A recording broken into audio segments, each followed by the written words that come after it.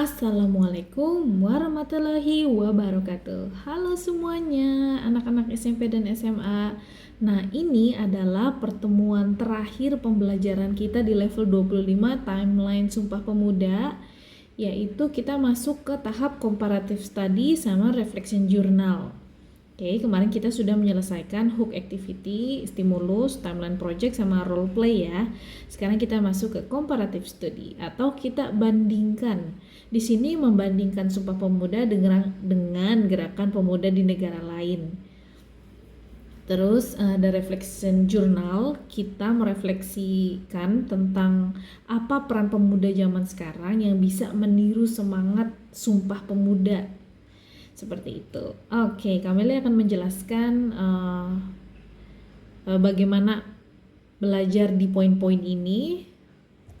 Nah, ini yang sudah Kameli searching. Jadi Kameli milih Freedom Charter dari Afrika Selatan. Nah, di Afrika Selatan itu ada semacam gerakan yang mirip sama Sumpah Pemuda, tetapi bukan karena penjajahan, tapi karena sistem apartheid atau pemisahan ras yang diskriminatif. Jadi orang kulit hitam itu ditindas oleh kelompok putih, tapi dan mereka tidak mendapatkan hak yang sama, terlalu dibedakan gitu. Dan mereka sebutannya adalah Kongres Rakyat yang dijalankan pada tahun 25 sampai 26 Juni 1955. Ya begitu. Nah, kalau isi utama dari Freedom Charter itu mereka the people shall govern, atau rakyat yang memerintah, bukan minoritas kulit putih. Ya begitu. Kesetaraan hak untuk semua ras, termasuk hak memilih dan dipilih. Jadi bukan karena kulit hitam jadi nggak boleh ini dan itu, lalu kalau kulit putih boleh ngapain aja, boleh terserah mereka. Terus mereka juga minta hak atas tanah, pendidikan dan pekerjaan, tidak boleh dibedakan, dan hukum yang adil. Mereka ingin perlindungan, hukum melindungi semua orang, bukan karena dia kulit putih atau karena dia kulit hitam jadi tidak dilindungi. Mereka permintaannya, isi kongresnya itu seperti itu di Freedom Charter. Lalu perbandingan Sumpah Pemuda dengan Freedom Charter, kalau dari latar belakangnya, Indonesia itu pengen melepaskan diri dari penjajahan dengan menyatukan bangsa yang terpecah karena suku, bahasa, dan daerah.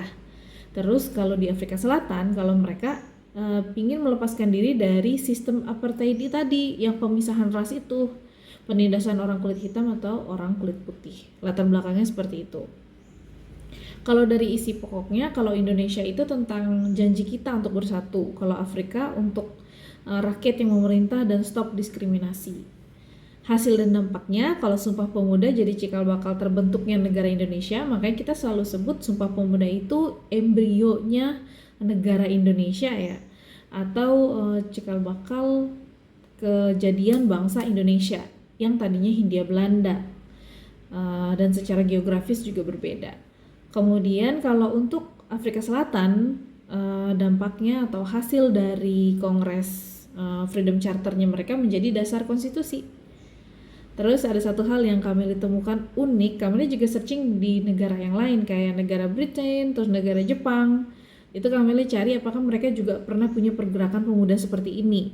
Tapi ternyata beberapa negara tidak mengalami pergerakan macam ini karena mereka nggak dijajah dan tidak pernah karena mereka yang menjajah dan mereka tidak pernah dijajah. Jadi ada beberapa negara yang tidak mengalami kejadian seperti Sumpah Pemuda atau Freedom Charter kayak begitu.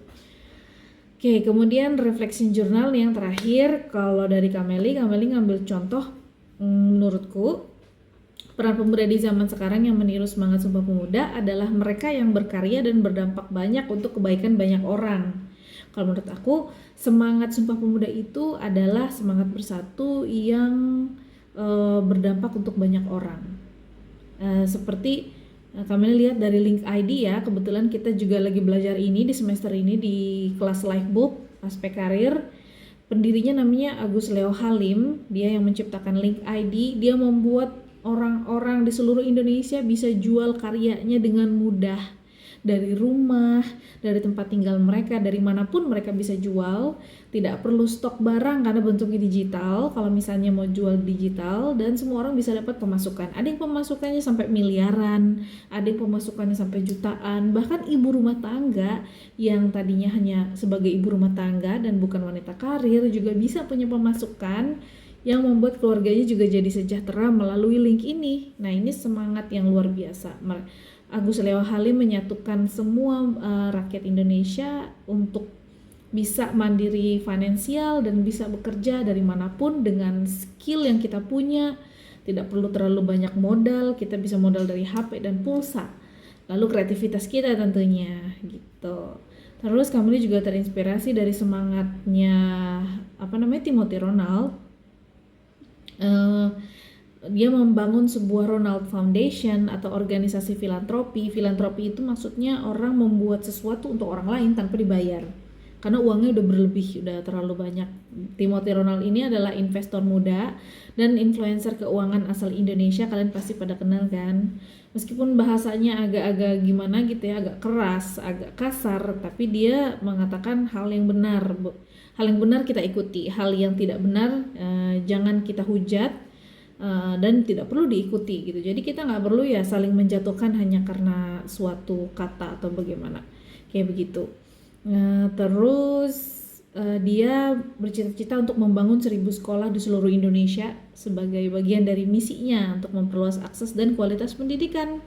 Nah, dia membuat seluruh orang Indonesia itu bisa mendapatkan pendidikan, karena seharusnya negara itu bisa memberikan pendidikan yang layak untuk negaranya. Tapi karena belum mampu, pemuda seperti Timothy Ronald membantu masyarakat Indonesia untuk merasakan pendidikan dengan bangun 1000 sekolah itu gitu. Menurut aku ini adalah semangat Sumpah Pemuda yang membuat kita bersatu, yang membuat kita kuat, membuat kita cerdas, yang luar biasa dari dua orang ini ya. Contoh dari dua orang ini. Nah, oleh karena itu makanya kita harus bisa jadi pemuda atau generasi bangsa yang menciptakan karya atau makna bermanfaat buat banyak orang. Kalian bisa mulai, makanya di sekolah ada tiada hari tanpa berkarya hidup penuh manfaat. Kenapa di sekolah ada forum, kenapa di sekolah ada life skill, kenapa di sekolah ada pemakmuran, kenapa di sekolah ada aspek career di dalam life booknya. Itu untuk membimbing kalian mengarah itu, supaya kalian menemukan jati diri kalian, lalu diasahlah itu, lalu bermanfaatlah untuk banyak orang, karena hidup kita hanya untuk saling bermanfaat dan bersatu, kayak begitu. Dari situlah kita mengesahkan Allah dengan kita bersatu sebagai sesama manusia dan memberikan manfaat, saling menolong, menjaga, melindungi, seperti itu. Oke, ini tahap belajar terakhir. Minggu depan kita bakal tatap muka. Kita sudah masuk formatif sama sumatif ya, atau assessment atau evaluasi. Kita akan mengevaluasi bagaimana pemahaman kalian selama ini tentang level 25 timeline Sumpah Pemuda. Sudah belajar dari faktual, konseptual, debatable, work activity, project, role play, comparative study, sampai reflection journal.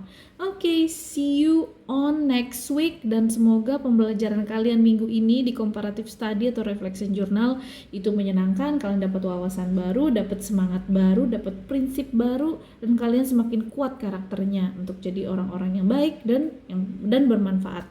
Seperti itu. Oke, wassalamualaikum warahmatullahi wabarakatuh. Bye-bye.